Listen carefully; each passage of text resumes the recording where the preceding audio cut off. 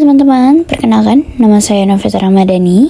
Di video kali ini saya akan melakukan observasi dan analisis langsung untuk pemenuhan tugas ujian akhir semester mata kuliah ergonomika dengan topik analisis ergonomi berdasarkan antropometri. Lokasi observasi yang saya pilih adalah di kos saya sendiri yang beralamat di Jalan Terusan Sudimoro. Fungsi dari lokasi ini adalah sebagai fasilitas tempat tinggal anak kos sehari-hari. Pengukuran dan observasi ini saya lakukan pada hari Jumat tanggal 10 Juli 2026 pada waktu jam 11 waktu Indonesia Barat. Sesuai dengan prinsip dasar ergonomika, fokus utama perancangan ini adalah di mana sebuah fasilitas yang ada di dalamnya itu harus dirancang menyesuaikan ukuran dimensi fisik tubuh manusia yang menggunakannya. Jadi bukan manusia yang dipaksa untuk menyesuaikan diri dengan fasilitas. Hari ini, objek yang akan saya pakai adalah fasilitas tangga akses kos menuju lantai 2. Mari kita lakukan pengukurannya. Langkah pertama adalah saya mengukur tinggi tanjakannya dulu. Yang kedua, saya mengukur lebar pijakan kaki. Nah, berdasarkan hasil pengukuran langsung ini menggunakan meteran, didapatkan data real bahwa tangga kos saya memiliki tinggi tanjakan sepanjang 25 cm dan lebar pijakan kaki sepanjang 23 cm. Pertama, kita menghitung tinggi tanjakan tadi adalah 25 cm. Nah, di dalam materi yang sudah aku pelajari, perancangan tangga yang berhubungan dengan tinggi langkah itu harus mengacu pada tinggi lutut rata-rata. Di sini, rata-rata tinggi lutut anak kos adalah sekitar 41,3 cm dengan standar deviasi sekitar 2,4 cm. Berdasarkan teori ergonomi, tinggi anak tangga yang aman adalah menggunakan batas maksimal persentil 50 atau nilai rata-rata dibagi 2 agar kaki tidak terlalu menekuk. Analisis hasil hitungannya, berarti ukuran tangga kos aku 25 cm, selisih kelebihannya berarti dari 25 cm dikurangi 20,65 cm sama dengan 4,35 cm. Yang dimana artinya tangga kosku ini kelebihan tinggi hampir 5 cm dari batas kenyamanan rata-rata tubuh anak kos di sini. Yang kedua, tadi kita mendapatkan hasil dari perhitungan lebar pijakan itu 23 cm. Untuk lebar pijakan, kita harus memakai prinsip kelonggaran dengan persentil 95 dari dimensi panjang telapak kaki. Tujuannya apa? Agar orang dengan ukuran kaki paling panjang, 95% populasi, itu telapak kakinya tidak menggantung. Rata-rata panjang kaki anak kos di sini adalah 24 cm. Nah, standar deviasinya 1,2 cm. Nah, di sini analisis hasil hitungannya berarti ukuran minimum agar aman di sini MP95 yaitu 26 cm. Kemudian lebar pijakan tangga kosku itu 23 cm. Nah, selisih kekurangannya berarti 23 cm dikurangi 26 cm berarti kurangnya 3 cm. Artinya, di mana tangga kosku ini kekurangan lebar sepanjang 3 cm, sehingga 95% populasi yang bermata kaki besar dipastikan tumitnya akan menggantung. Apalagi di bagian keramik segitiga yang belok itu. Pasti kekurangannya akan semakin parah. Kombinasi ukuran tangga yang gak ideal itu bisa membuat bahaya buat anak kos. Yang pertama, gara-gara tingginya sampai 25 cm, sendi lutut sama otot kaki kita jadi dipaksa kerja ekstrim banget buat ngangkat beban tubuh. Efeknya, paha sama betis kita bakal cepet banget pegel atau ngalamin kelelahan. Dan kalau tiap hari harus naik tangga yang model begini, jangka panjangnya bisa memicu cedera lutut. Yang kedua, pijakan kaki yang cuma hanya 23 cm ini bikin telapak kaki kita jadi nggak bisa menapak sempurna. Dan itu bisa menjadikan posisi berdiri kita jadi nggak stabil. Nah, resiko hilang keseimbangan ini itu jadi makin parah banget pas kita lewat di area belokan keramik itu yang bentuknya segitiga menyempit. Nah, dampak fatalnya kita bisa gampang banget terpeleset atau tergelincir gara-gara tumit kaki kita yang menggantung. Apalagi kalau kita jalannya itu nggak fokus. Nah, karena struktur tangga kosan ini permanen dan nggak bisa dibongkar, ini dia solusi alternatif yang ergonomis. Pertama, buat ngatasin tanjakan yang ketinggian, solusi terbaiknya adalah dengan memperkokoh pegangan tangga dengan tinggi sekitar 90-100 cm. Pegangan yang kuat itu bikin terjadinya load sharing. Artinya, jadi sebagian beban kaki kita itu pindah ke tangan dan lutut gak gampang capek. Yang kedua, buat area belokan keramik segitiga yang sempit itu, kita bisa pasang stiker anti-slip bertekstur kasar. Ini penting banget buat ningkatin daya gesek biar alas kaki kita punya grip yang kuat. Jadi, gak gampang terpeleset atau hilang keseimbangan pas tumit kaki lagi menggantung. Berdasarkan hasil pengukuran dan analisis data antropometri dari populasi anak kos di sini, dapat disimpulkan bahwa fasilitas tangga di kos saya belum sepenuhnya memenuhi standar ergonomis karena tanjakan tanjakannya yang terlalu tinggi dan pijakannya terlalu sempit. Kondisi ini diperparah oleh area belokan keramik yang menyempit dan pegangan yang kurang safety. Oleh karena itu, penerapan rekomendasi perbaikan ini sangat penting dilakukan demi meminimalkan beban biomekanika otot dan mencegah risiko fatal seperti terpeleset atau terjatuh, sehingga tercipta lingkungan kos yang aman dan nyaman bagi anak kos di sini. Baik, selamat siang. Perkenalkan, saya Suhairawati, NIM Akhir 215. Pada kesempatan kali ini, saya akan mempresentasikan hasil observasi ergonomi mengenai analisis antropometri pada fasilitas meja dan kursi. Observasinya dilakukan di kantin Fakultas Psikologi Universitas Merdeka Malang, di mana lokasi ini berfungsi sebagai tempat mahasiswa, mahasiswi maupun dosen untuk makan, berdiskusi, belajar maupun istirahat di sela-sela kegiatan perkuliahan. Observasi ini dilakukan pada hari Senin pukul 15.00 waktu Indonesia Barat dengan melakukan pengukuran langsung menggunakan meteran.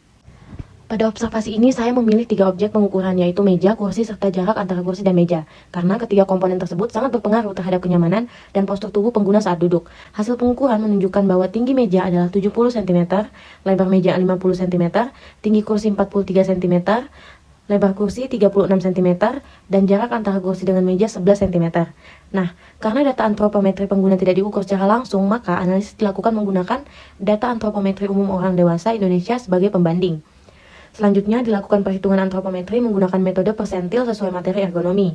Rumus yang digunakan adalah persentil sama dengan mean ditambah atau dikurangi nilai Z dikalikan standar deviasi. Nah, pada analisis ini digunakan nilai Z sebesar 1,645, yaitu nilai untuk persentil ke-95, karena dalam ergonomi fasilitas kerja umumnya dirancang agar dapat digunakan oleh sebagian besar populasi. Sebagai contoh, pada perhitungan lebar kursi digunakan data antropometri lebar pinggul dengan mean sebesar 34 cm dan standar deviasi sebesar 2, cm. Sehingga diperoleh perhitungan P95 sama dengan 34 ditambah buka kurung 1,645 kali 2,5 tutup kurung sama dengan 34 ditambah 4,11, sehingga hasilnya adalah 38,11 cm. Sedangkan hasil pengukuran lebar kursi di lapangan hanya 36 cm. Hal ini menunjukkan bahwa kursi masih lebih kecil sekitar 2,11 cm dibandingkan ukuran ideal, sehingga pengguna dengan ukuran tubuh yang lebih besar berpotensi merasa kurang nyaman saat duduk. Selanjutnya dilakukan perhitungan pada tinggi kursi menggunakan dimensi antropometri tinggi popliteal. Data yang digunakan yaitu mean sebesar 42 cm dengan standar deviasi 2,5 cm. Perhitungannya yaitu P95 sama dengan 42 ditambah 1,645 kali 2,5, sehingga diperoleh hasil sebesar 46,11 cm. Sementara tinggi kursi hasil pengukuran adalah 43 cm. Hal ini menunjukkan bahwa tinggi kursi masih berada dalam kisaran yang cukup sesuai sehingga telapak kaki pengguna masih dapat menyentuh lantai dengan baik. Kemudian next, pada tinggi meja digunakan pendekatan tinggi siku saat duduk. Tinggi siku duduk diperkirakan sebesar 24 cm, sehingga tinggi meja ideal dihitung dengan menjumlahkan tinggi kursi dan tinggi siku duduk, di mana perhitungannya yaitu 43 ditambah 24 sama dengan 67 cm. Sedangkan tinggi meja hasil pengukuran adalah 70 cm, sehingga meja sekitar 3 cm lebih tinggi dibandingkan tinggi ideal. Nah, itu akibatnya pengguna cenderung mengangkat bahu atau sedikit membungkukkan badan ketika melakukan aktivitas menulis maupun belajar. Kemudian, pada pengukuran jarak antara kursi dan meja diperoleh hasil sebesar 11 cm. Padahal berdasarkan prinsip ergonomi, ruang kaki yang nyaman berkisar antara 18 hingga 25 cm. Artinya masih terdapat kekurangan ruang sekitar 7 cm, sehingga ruang gerak kaki menjadi terbatas. Berdasarkan hasil observasi secara langsung, kondisi tersebut terlihat jelas pada dokumentasi. Saat pengguna duduk, lutut berada sangat dekat dengan bagian bawah meja, bahkan hampir menyentuh permukaan bawah meja. Selain itu, paha juga berada tepat di bawah meja, sehingga ruang gerak kaki menjadi sangat terbatas. Karena ruang kaki yang sempit, pengguna secara tidak sadar harus memajukan badan dan membungkukkan punggung agar posisi tangan dapat menjangkau permukaan meja dengan nyaman. Jadi posisi ini tuh menunjukkan bahwa desain meja dan kursi belum sepenuhnya memenuhi prinsip ergonomi, khususnya pada aspek leg clearance atau ruang gerak kaki. Apabila kondisi tersebut digunakan dalam waktu yang lama, dapat menimbulkan beberapa resiko, seperti nyeri punggung, ketegangan pada leher dan bahu, tekanan pada paha dan lutut, kemudian kelelahan otot akibat mempertahankan posisi duduk yang kurang ergonomis. Berdasarkan hasil analisis tersebut, terdapat beberapa rekomendasi perbaikan. Pertama, menambah ruang antara kursi dan meja agar pengguna memiliki ruang gerak kaki yang lebih luas. Kedua, memperlebar ukuran kursi sehingga dapat mengakomodasi variasi ukuran tubuh pengguna. Ketiga, apabila memungkinkan, bagian bawah meja didesain agar tidak menghalangi posisi lutut dan paha, sehingga postur duduk tetap menjadi lebih nyaman dan ergonomis. Jadi kesimpulannya, tinggi meja dan tinggi kursi masih berada dalam kisaran yang cukup sesuai dengan data antropometri orang dewasa Indonesia. Namun lebar kursi yang relatif sempit serta jarak antara kursi dan meja yang hanya 11 cm menyebabkan ruang gerak kaki menjadi terbatas. Kondisi tersebut membuat pengguna cenderung duduk membungkuk dan kurang nyaman ketika digunakan dalam waktu yang cukup lama. Maka dari itu, penerapan prinsip ergonomi dan antropometri sangatlah penting dalam perancangan fasilitas belajar agar mampu memberikan kenyamanan, keamanan, serta mengurangi risiko gangguan muskuloskeletal bagi pengguna. Halo, perkenalkan saya Nikade Alena Patricia dengan NIM Akhir 218. Pada video ini, saya akan menjelaskan analisis ergonomi pada meja dan kursi di lorong Fakultas Psikologi Unmar Malang, yang biasa digunakan oleh mahasiswa untuk duduk maupun mengerjakan tugas. Analisis ini menggunakan pendekatan antropometri, yaitu pengukuran dimensi tubuh manusia untuk menyesuaikan desain dengan pengguna, sesuai prinsip fitting the text to the man. Dalam antropometri, perhitungan dimensi ideal sebenarnya menggunakan rumus persentil, yaitu P dengan min ditambah atau dikurangi Z dikali standar deviasi. Namun, karena keterbatasan data seperti nilai rata-rata dan standar deviasi populasi, maka di analisis ini menggunakan pendekatan nilai standar antropometri yang umum digunakan. Pengukuran pertama adalah lebar meja, dengan hasil sebesar 73 cm. Dalam prinsip antropometri, penentuan jangkauan menggunakan persentil 5 agar semua pengguna dapat menjangkau. Berdasarkan data umum, jangkauan tangan ke depan sekitar 60 cm. Karena ukuran aktual lebih besar dari standar, maka meja ini sudah memenuhi prinsip jangkauan ergonomis. Pengukuran kedua adalah tinggi meja, yaitu sebesar 51 cm. Dalam antropometri, tinggi meja ditentukan berdasarkan tinggi siku duduk yang umumnya menggunakan persentil 50 atau nilai rata-rata, yaitu sekitar 70 cm. Hal ini menunjukkan bahwa tinggi meja lebih rendah dari ukuran ideal. Pengukuran selanjutnya adalah perbandingan tinggi kursi dan meja. Secara ergonomis, selisih tinggi ideal antara kursi dan meja adalah sekitar 25 hingga 30 cm, agar posisi siku membentuk sudut 90 derajat. Namun, berdasarkan hasil pengamatan, selisih yang ada lebih kecil dari standar tersebut, sehingga belum memenuhi prinsip ergonomi. Berdasarkan konsep antropometri, desain yang baik harus mempertimbangkan variasi ukuran tubuh manusia menggunakan pendekatan persentil, sehingga dapat digunakan secara nyaman oleh sebagian besar populasi. Dampak dari kondisi yang tidak ergonomis ini adalah pengguna cenderung membungkuk, posisi tangan terlalu rendah, serta berpotensi mengalami kelelahan pada bagian leher, bahu, dan punggung. Sehingga dapat disimpulkan bahwa meskipun lebar meja sudah sesuai, namun tinggi meja dan perbandingan dengan kursi belum memenuhi standar ergonomi dan perlu dilakukan penyesuaian. Pada kali ini kita akan menghitung mengenai meja belajar yang tidak ergonomis. Di sini terdapat meja belajar dengan panjang 60 cm, lebar 40 cm, dan tinggi dari lantai 25 cm. Diketahui bahwasannya pengguna memiliki tinggi 90 cm dari tempat duduk. Jadi posisi saat dia duduk dari ujung tulang ekor hingga kepala berada di 90 cm. Lalu dengan reach 90 cm juga. Apa yang harus dilakukan dan perhitungan apa yang harus dilakukan sehingga ergonominya bagus dan dapat digunakan dengan baik? Mari kita lihat. Oke teman-teman, jadi data yang kita dapat adalah tinggi meja 25 cm, lebar 40 cm, lalu panjang meja 60 cm. Dan dengan tinggi saya duduk 90 cm, dengan reach 90 cm. Dengan data tersebut kita mendapatkan bahwasannya tempat ataupun meja belajar ini belum ergonomis. Kenapa? Karena tinggi duduk siku saya itu terlalu tinggi, bahkan terlalu rendah.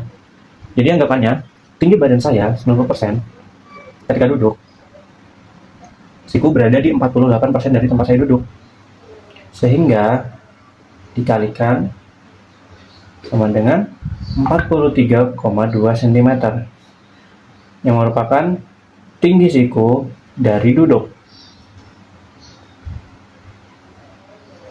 Dibandingkan dengan meja yang hanya 25 cm tingginya, maka 43,2 cm dikurangi 25 cm yang menghasilkan 18,2 cm, yang artinya meja terlalu rendah. Yang kedua, menghitung tinggi mata saat duduk. Anggap saja tinggi saya 90, mata saya berada di 88% dari badan saya, sehingga hasilnya merupakan 79,2 cm dari lantai. Jarak vertikalnya sama seperti tadi. Maka 79,2 cm dikurangi 25 cm, yang hasilnya 54,2 cm dari mata ke permukaan meja. Mata ke meja. Ini yang ketiga, reach. Meja tersebut berbentuk persegi. Jadi kita hitung diagonalnya dengan rumus panjang pangkat 2 tambahkan lebar pangkat 2 dalam kurung dan diakarkan dengan hasil akar 60 pangkat 2 ditambah 40 pangkat 2 dengan hasil akar 5200 yang hasilnya 72,1 cm. Hingga jika dikurangi 72,1 dikurangi 70 cm, maka meja terlalu jauh 2,1 cm dari reach. Dan yang keempat, ada ruang kaki atau popliteal. Tinggi duduk diketahui 90 cm. Jadi kira-kira hal tersebut, badan saya tinggi poplitealnya adalah 52% dari tinggi badan saya, dengan hasil 46,8 cm. Ruang bahu meja diketahui adalah 25 cm. Maka dikurangi 46,8 cm, sehingga hasilnya minus 21,8 cm. Jadi lutut saya sama sekali tidak bisa masuk ke dalamnya, hanya setinggi betis saya. Dari hasil tersebut kita dapat menyimpulkan bahwa skala 2 dibanding 10, yang artinya sangat tidak ergonomis. Tetot rekomendasi dari hasil tersebut adalah yang pertama, tinggi meja menjadi minimal 40-43. Kenapa setinggi ini? Karena agar lutut bisa masuk dan tidak mengganggu posisi betis. Lalu 2, meja tetap 25 cm. Jadi agar tingginya cukup, pengguna harus duduk di lantai dengan bantal tipis. Dan yang terakhir, panjang meja minimal 70 cm agar reach tidak over.